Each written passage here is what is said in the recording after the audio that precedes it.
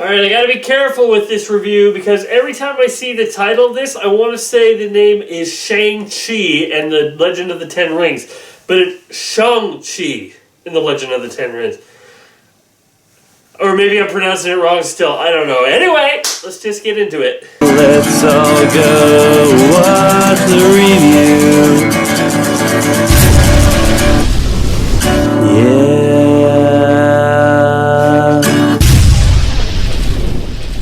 Hello everybody, how's it going? I am Lazy Dude. Welcome to another Lazy Dude review. Today we are looking at the latest Marvel movie, Shang-Chi and the Legend of the Ten Rings.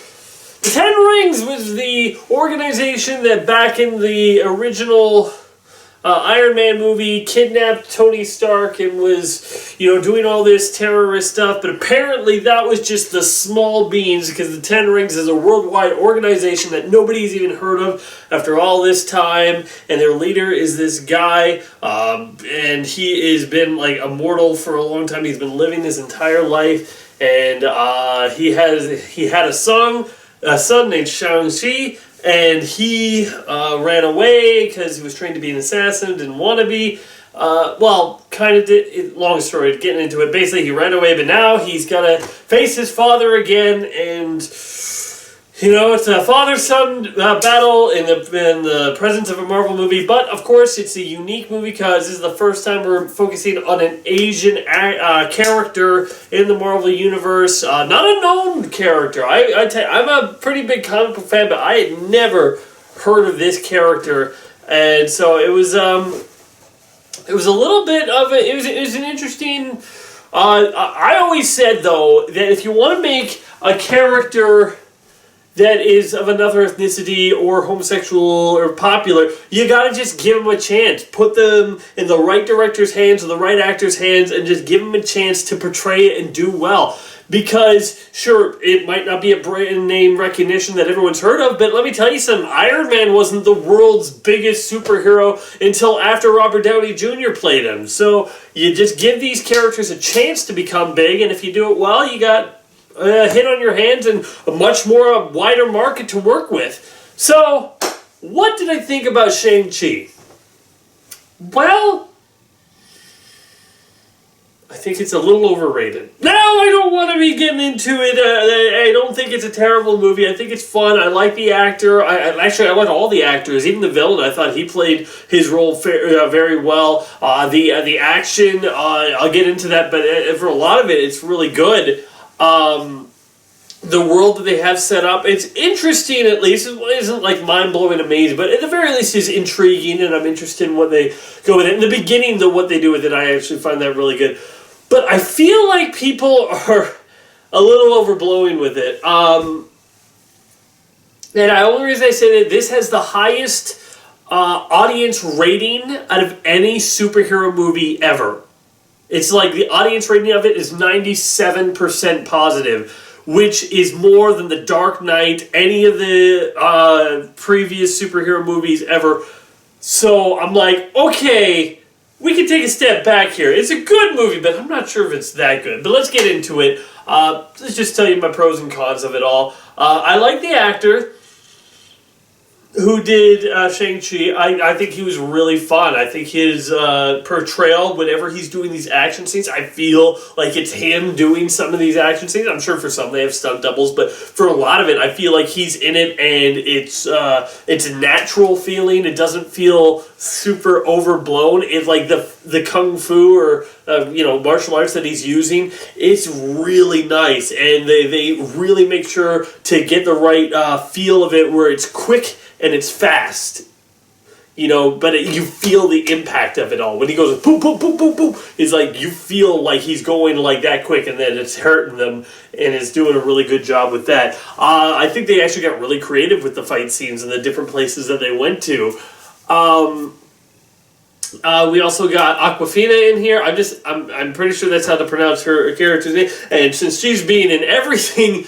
Like it seems like nowadays it's just like, oh, you're doing something Asian. Aquafina, we got a role for you. You can be the funny comic relief, and she's in here. And her character is fun too. Her character is pretty entertaining, and I find her funny.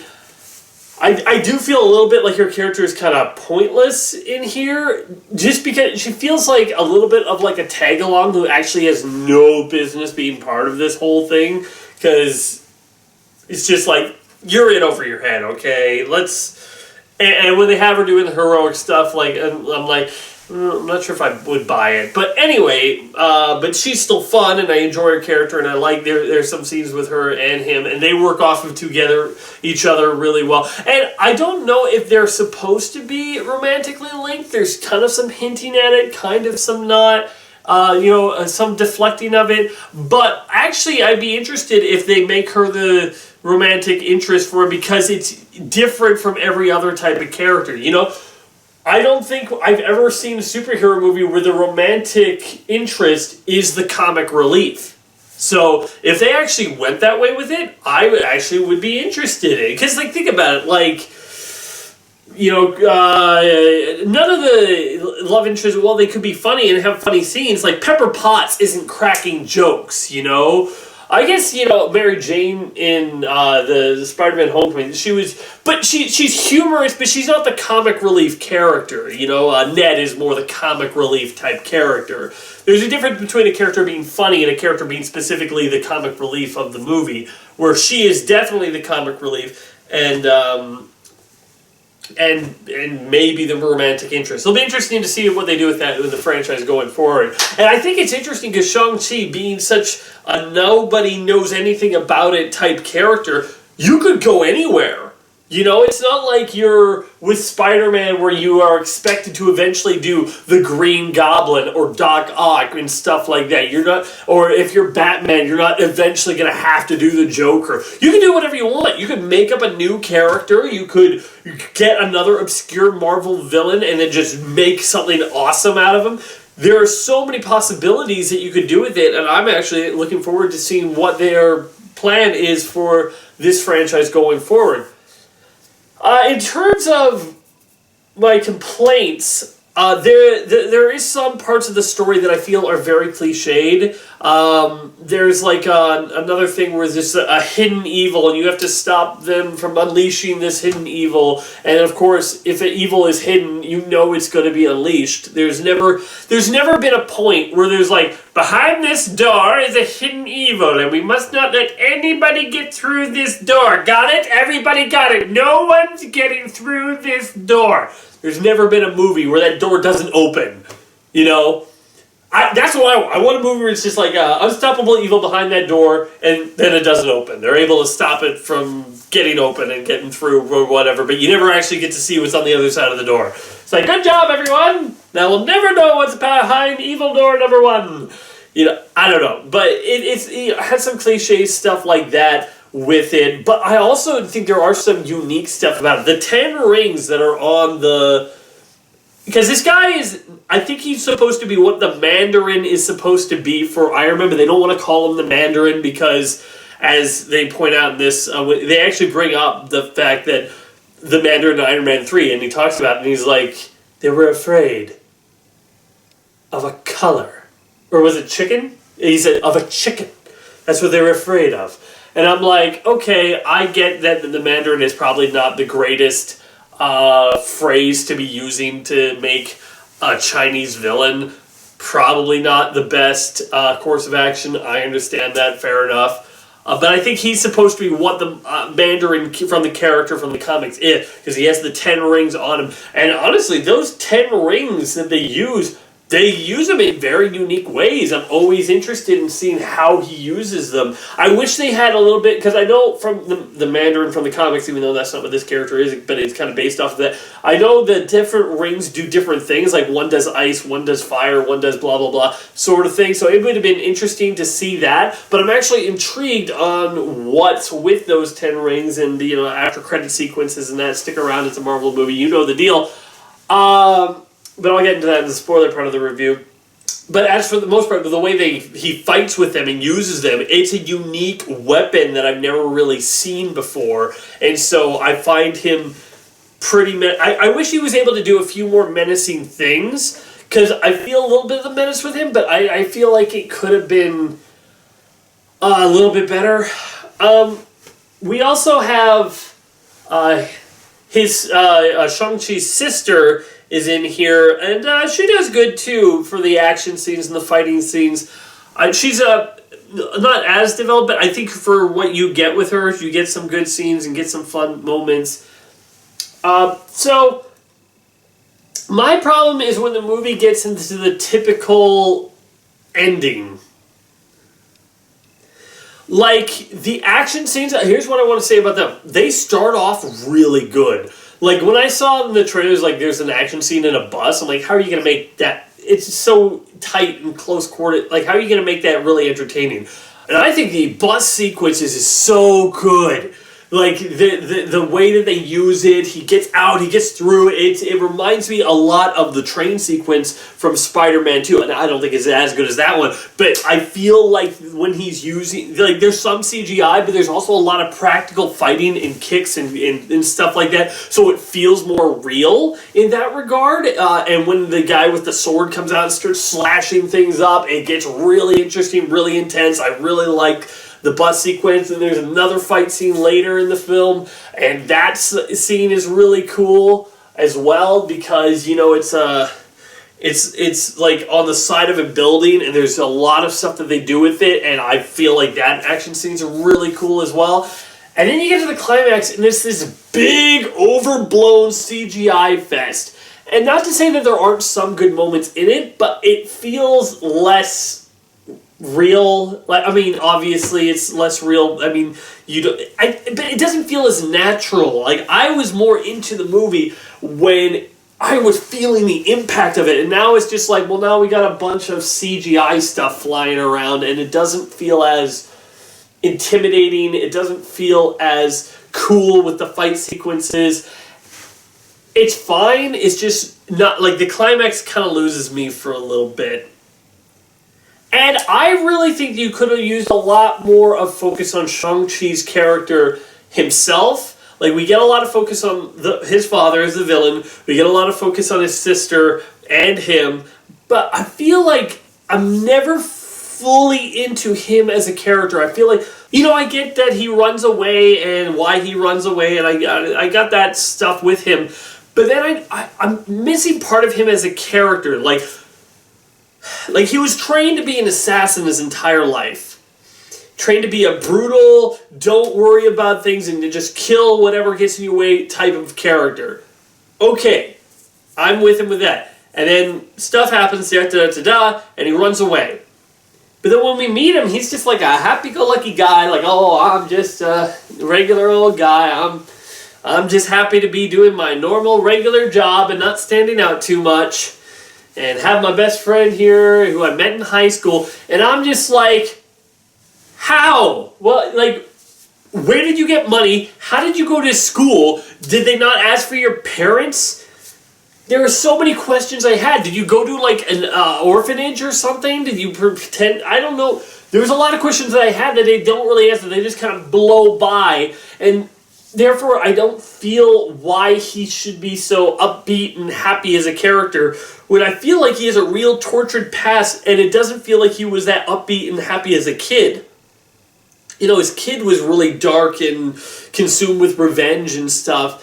And so I don't get how we get from there to here.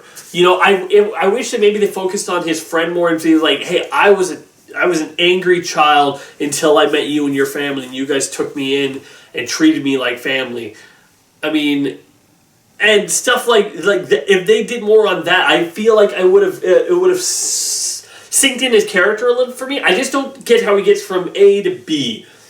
So I would have preferred a little bit more focus on him. But in the end, I still think I enjoy this movie. I just don't think it's in comparing it to other movies. I like the Spider-Man movies more than this one. I like Black Panther. I think Black Panther is the obvious choice to make because it's obviously not another white character. But I feel like Black Panther was both an embracing of African history and culture in one step and giving us a world. And now I guess it's a little different for Asian stuff. It's different for that. You know, you can't just do the exact same thing as like, here's another hidden away Asian city and blah blah blah. It won't work for the whole thing. I'm not telling them they should have made it more like Black Panther.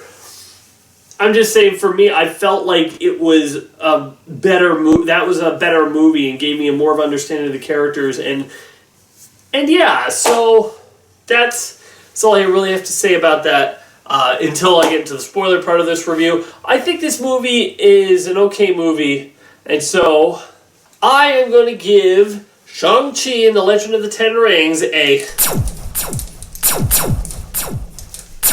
6 out of 10. I think it's above average. I think it's still a Marvel movie. You're still going to watch it. You're still going to have fun. The action scenes are really great. I like there's some unique special effects and unique fighting styles that I've never really seen. I can't exactly say that it's like, there are definitely parts of the story that I feel like are typical, and that is a little cliched, that, oh, I've seen this sort of thing a few times. But overall, there's also a lot of uniqueness that I haven't felt like I've seen a million times. And I will say, because of the place and the time and the area that it's set in, it does feel separated from the other Marvel stuff as well, but with still keeping in the universe. And ends on a note that I am at least really interested in seeing what this franchise is going to do next. So, in that regard, I am giving it a 6 out of 10. I still wish that I would have gotten more into Shang-Chi as a character and how he ends up the way he is. And, you know, there's stuff later on that I'll just get into in the spoiler part of the review that he says, and I'm like, is that big of a deal? I mean, whatever. And yeah, but overall, still had a good time at the movie theater with it. And for me personally, I enjoyed Black Widow and the Suicide Squad more. So when you got some reviewers saying best superhero movie of the year, I'm like, I personally don't feel that way. But I still don't think it's a bad movie. So yeah, let me know what you thought on the comments below. And now I'm going to get into the spoiler part of the review. So yeah, if you have not watched this movie and you want to, stop the video now. You have been warned. Okay, the thing that I felt was kind of super forced was the ancient evil behind the door, the demon soul suckers that were not set up at all until like the final, when they get to this mysterious land. Then it's like, oh, by the way, we have a door with an ancient evil locked behind it. And I'm like, where did that come from? Excuse me? How? When? You can't just drop this on us. Because, like, the demon soul-sucker creatures feel so forced in a movie that's flippin'... Like the other fight scenes are all grounded and, like, ninjas versus ninjas. Although, it's a pet peeve. This is a pet peeve. I know it is, but I don't like it when in a modern-day movie with ninjas, they're only carrying swords and not guns. Don't get me wrong, I can totally get why a ninja would have a sword in the modern world, but I also don't get why they wouldn't have guns. You know, there's sometimes, there's a scene where they're just like facing off against the other ninja party and they're like, we will stop you. And I'm just like, just bring out a couple of Uzis and you got them all dead. I mean, you're the richest, most dangerous man in the world. I mean, come on, man. What was it? What was that? At least Wakanda, sure, they had spears and weapons, but they also had advanced technology in that. Their spears were also like sound cannons and lasers, and their cloaks put up shields and stuff, you know? I'm just saying, it feels really stupid that you are bringing these laser type of, or electric type of a sword, and I forget the term for that, the one with the hooks on the end. Anyway, you're bringing those, but you don't bring a handgun, a machine gun, anything. You can buy them at Walmart, for crying out loud. You know, it's like I get why the ancient people here in this other world don't have it, but why don't you? You're a billionaire guy with an evil empire. I'm not saying don't be ninjas, I'm just saying bring a gun. What I really don't care for with Shang-Chi is, as I say, I don't really get his character and where he's at. And it's like, I feel like they were missing a scene. Like, with a scene where he says, I didn't run away because I couldn't kill the person. I ran away because I did kill them. We're missing that scene. We needed to see him do it. I needed to see the scene where he finds his mother's killer and goes up and punches or slices his throat, whatever he did, stabs him, and then just slowly watch the life drain from his eyes and then dies, and then that just traumatizes him. Because then when he's like, I gotta do it. I gotta kill my father. And I'm like, well, you've been knocking ninjas like off buildings and stuff. You haven't seemed to care if you've killed anyone yet. I mean, sure, that's not murder, but if he's attacking you, that wouldn't be murder either. I mean, I'm just saying. And yeah, and then the village that's in another dimension. I mean, it was a little cool in the beginning, but I think it kind of got into a cliche. We have been away from society for blah, blah, blah. I'm just like, I've seen a million of these types of worlds by now. You know, also, like, I don't get how the dragon locked all these creatures in this other world, and why didn't he just kill them? Dragon scales, and that kills them, right? So why didn't you just use that? I don't know. I mean, just have the dragon kill the thing. Anyway, I'm getting I'm getting all over the place. I did like a lot of the parts about the action scene. I thought that was really good. The bus was so cool.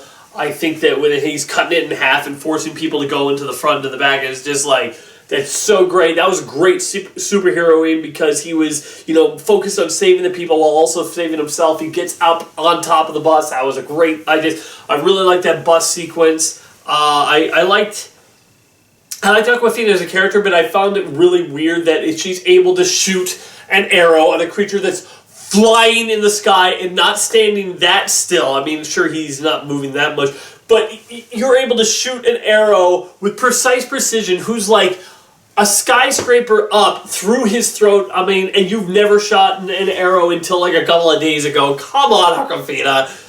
I don't feel like that was the best way to like finish her character arc. I mean, she was supposed to be like, I just can't decide what to do.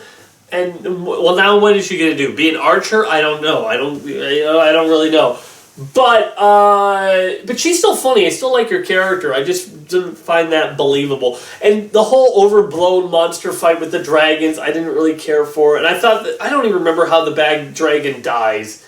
It's pretty much all I can remember. I like their outfits at the end. The red and the black and gray. Those two I thought were really, really cool. So in that regard, I like that. I do like a lot of the characters, a lot of the cast, and I'm interested in seeing where this franchise goes from here. I also think that I'm conflicted on how I think of the villain's motivations. Because on the one hand, I get it.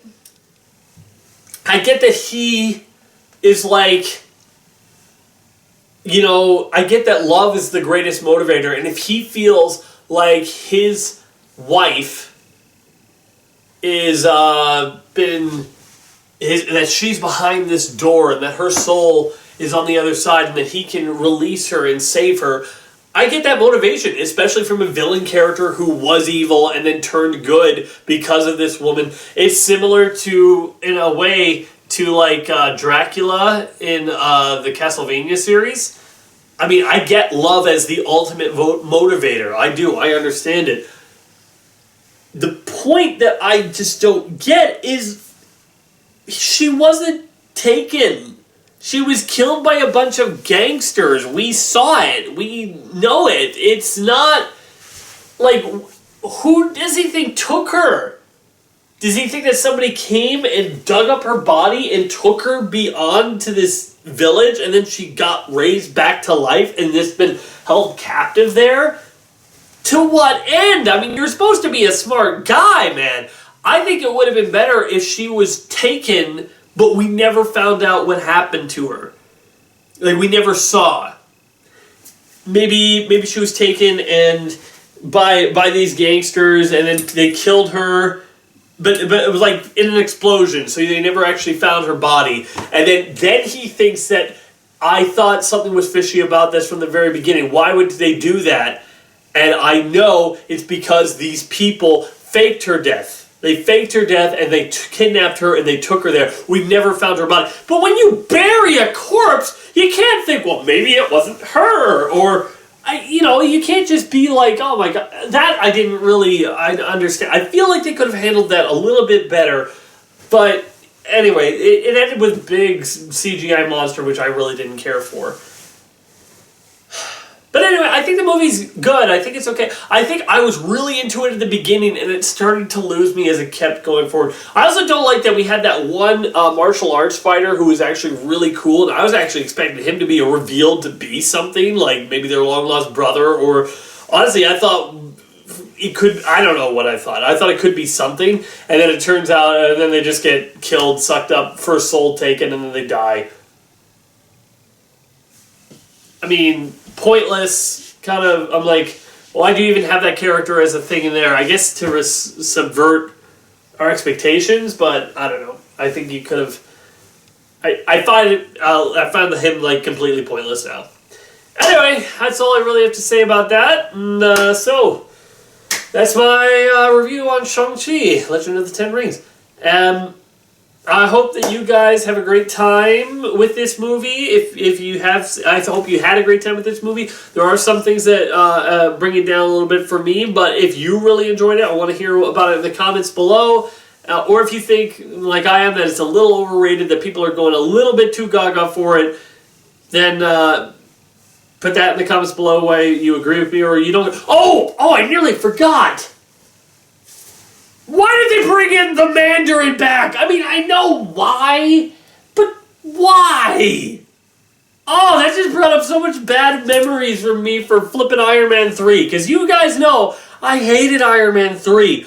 And it was because they made Ben Kingsley's character a joke in the Mandarin. Sure, he's not the main villain of this movie, so he doesn't, like, ruin this movie in any way. But every time he was on screen, I was just like, no, Ben Kingsley, why? Why did you return as this character? Don't stop! You're just giving me bad memories! Oh, I did not like that. That didn't really bring the movie down at all for me, but it was like... I was not happy with that.